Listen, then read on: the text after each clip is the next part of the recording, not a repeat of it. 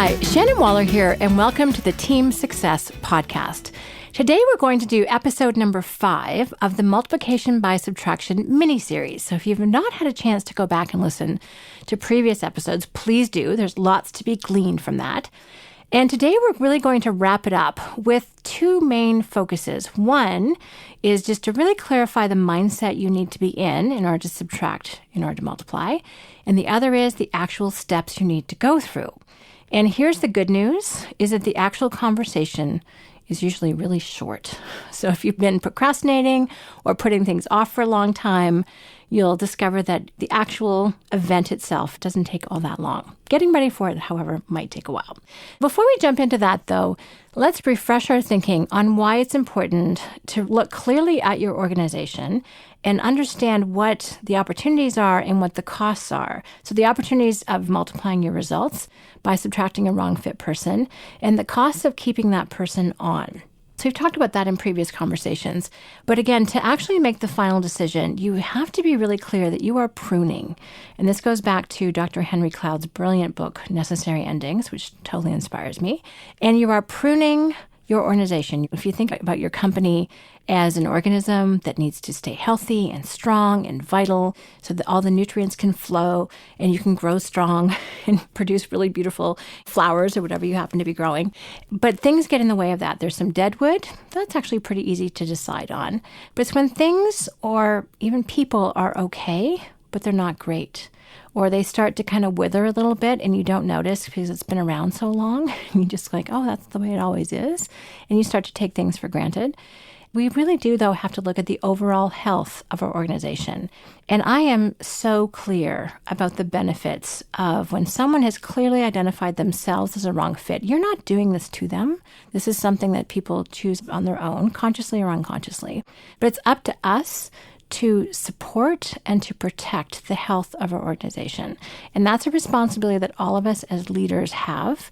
And even as a team member, if you're listening to this, it's important that you speak up. If someone's doing something that's clearly counter to what the company's up to or that countervenes one of its values, you kind of need to say something about it. And it's not name calling. It's not, this is not a children's playground. This is a business. This is something that you need to protect and take care of. So I think it's really important that we respect the overall picture, not just want to avoid that one particular circumstance. Now, the other reason why people don't take action is because we put ourselves in that person's shoes. We're like, oh, it is so awful being let go. It is so awful being fired. We have great empathy. We just dread it. But I have to let you know through numerous years of experience doing this, that a lot of times the people, maybe not immediately, I'll grant you that, will come back and say, you know what, you were right. I was really starting to take things for granted. I was letting things slide. This was not my unique ability, is what our team members say to us. So they may not have made the call, but they were waiting for you to make that call.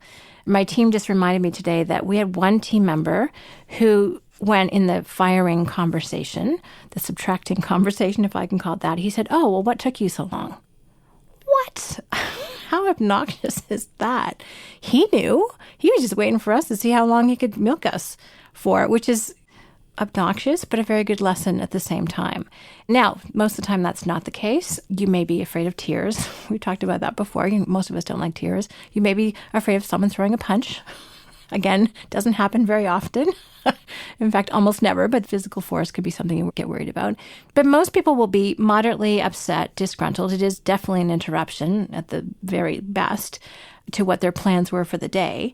But a lot of times people, upon reflection, think, oh, okay, actually I'm freed up now. I couldn't make that decision. I wasn't willing to make that decision.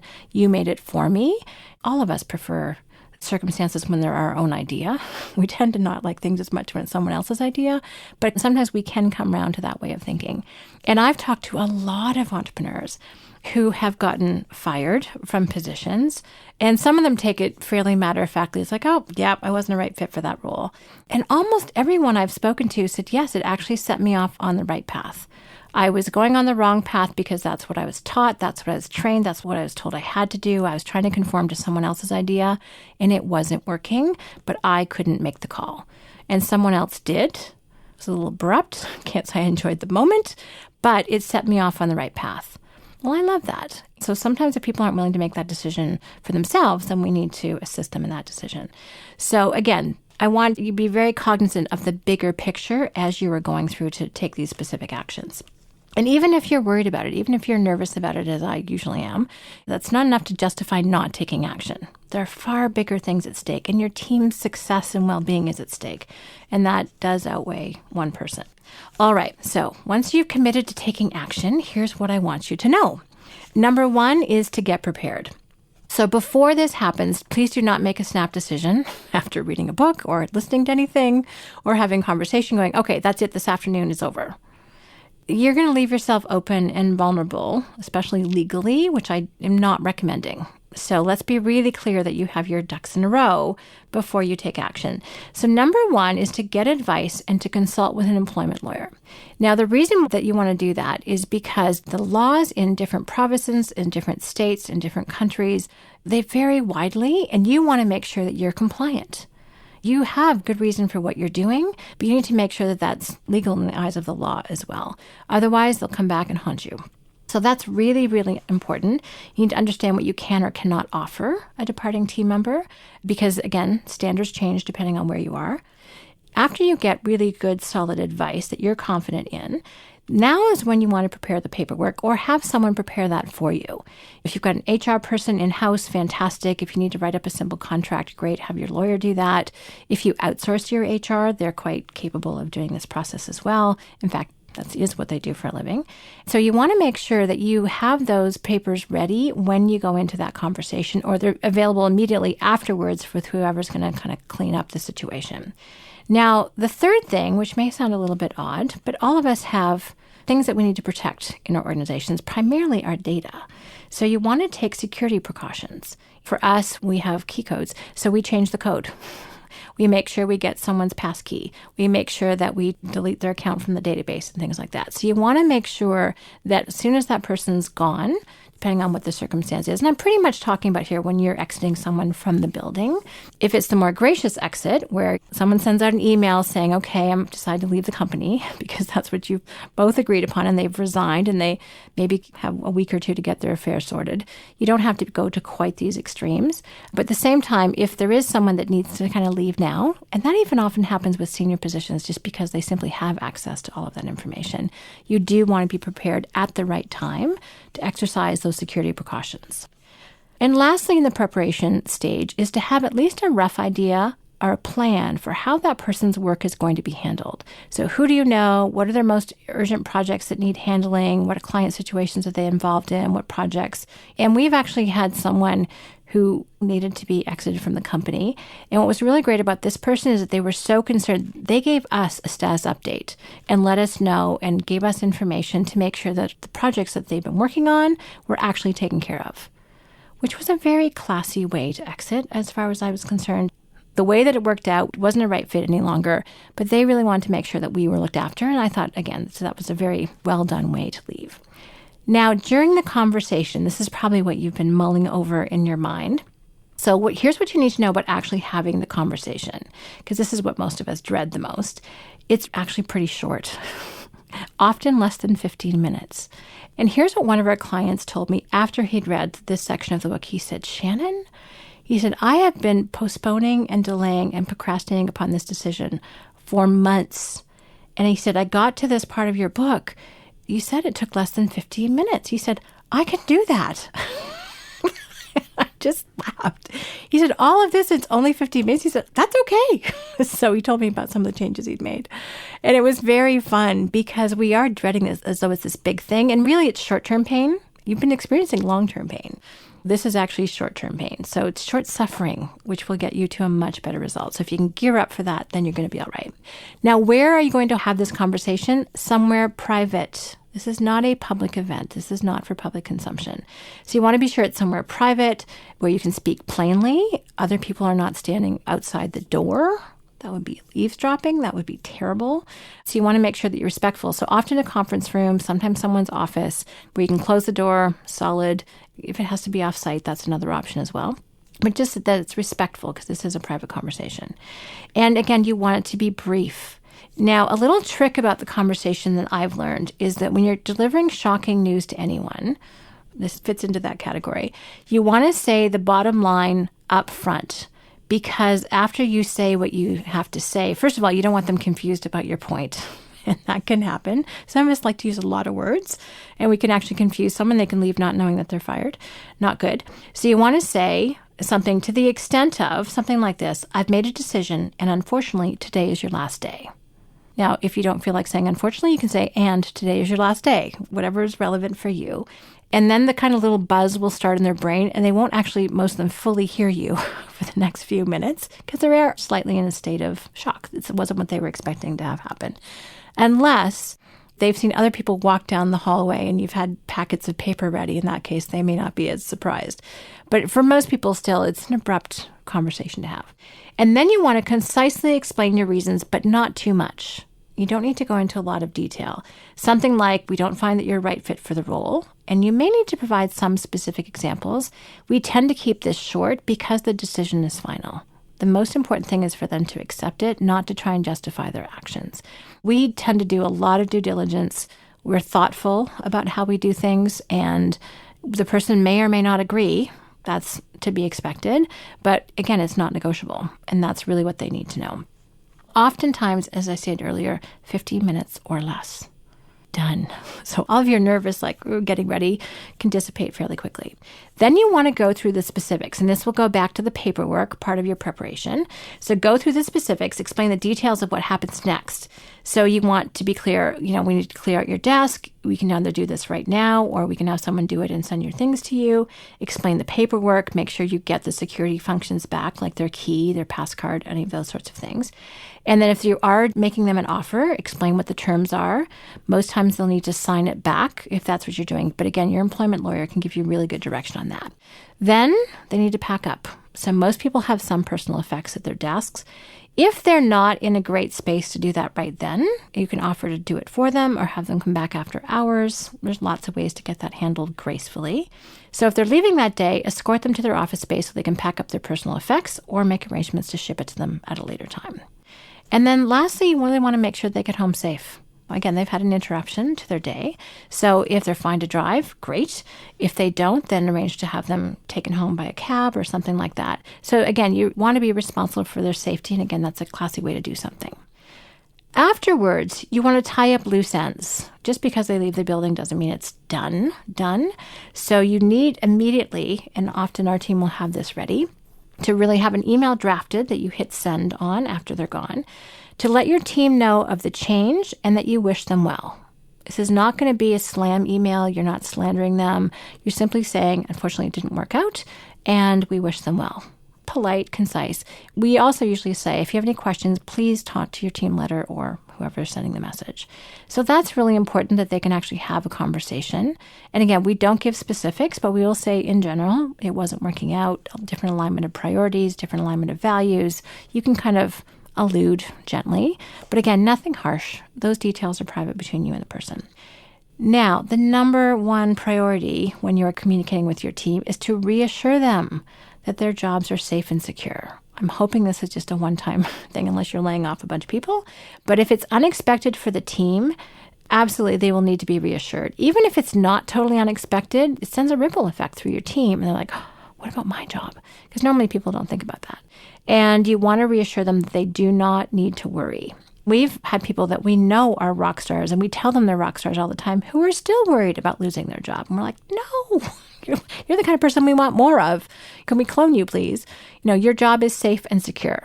So really reassure and reinforce that. That will be one of the most important things that you do with a team, especially if it was a high-level person or someone with a lot of personality and very social.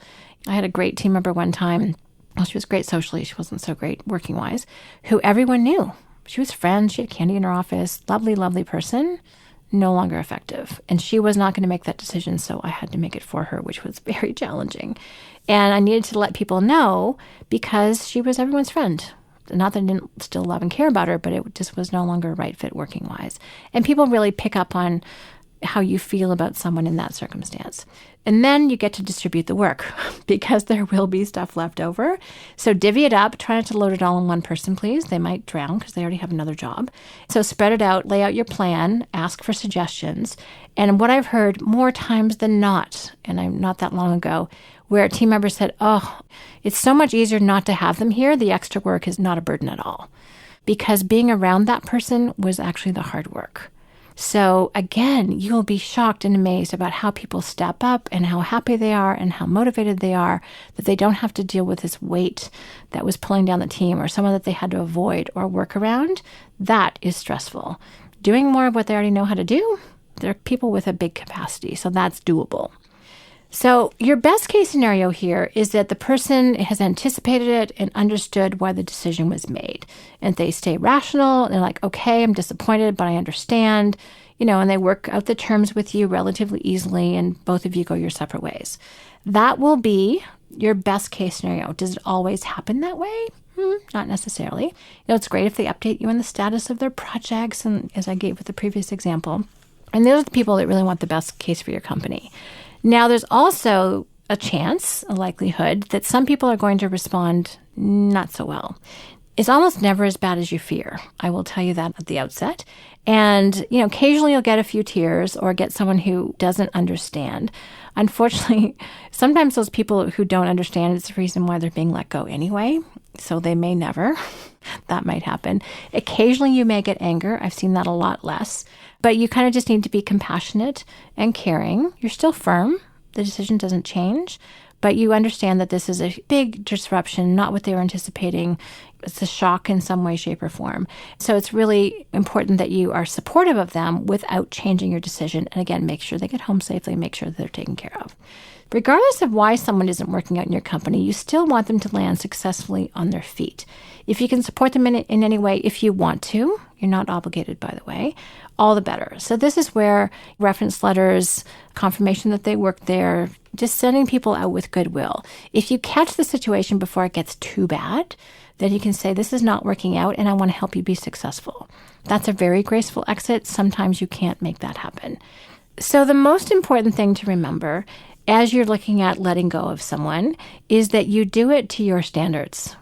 You want to be classy. You want to have people have fond memories of working with your company. You want to create some goodwill, even in what is a tough situation. So at the very minimum, treat people with respect. I mean, that's sort of an obvious thing to say, but sometimes when we feel like we have to build up this head of steam in order to take action, that can go to the wayside a little bit, but just stay calm and stay clear. You don't need to add any extra heat to the situation. And treat people with respect, empathize with them, that's fine. Support them in any way that you think is appropriate, and be a class act in this situation. People will appreciate it. The final message is that you are not responsible for people, you're responsible to. So if you want to exit someone from your organization, you are responsible to provide them with a clear exit strategy and a path and to treat the situation as gracefully as you can. But you're not responsible for how they respond. Some will choose to go into victim mode. You've done this to me, and they're going to want to be rescued. That's not under your control. Others, which is where I hope people get to, is they realize, oh, okay, I actually had something to do with this situation, if they did, or I just need to take ownership of it now and do what I can to make the situation better. And that's the much healthier approach if they can get there. But regardless, you're also responsible to protect and support your organization, which means that the right people are on board and the wrong fit people aren't. So I just really want to reassure you that you are making the right decisions if you're making it for the right reasons and for everything that we've talked about in multiplication by subtraction, that it gives you the confidence to know when you're responding accurately to what you're seeing in your organization and that you have the confidence to take action. Your organization is important. What you're building is important. What you're up to in the world is important, and you need the right team to be able to do that. Great. So if you have any questions or comments, we'd love to hear them at questions@strategiccoach.com. Thank you very much for listening. And as always, here's to your team success. Hi, Shannon here, and thank you very much for listening. If you like what you heard today, please take a moment to rate the Team Success podcast on iTunes. And we'd love it if you'd share the podcast with anyone else who could benefit. If you're interested in learning more about the Strategic Coach program for entrepreneurs, visit us at strategiccoach.com or the Strategic Coach channel on YouTube. For free downloads and more team success strategies, visit teamsuccesshandbook.com.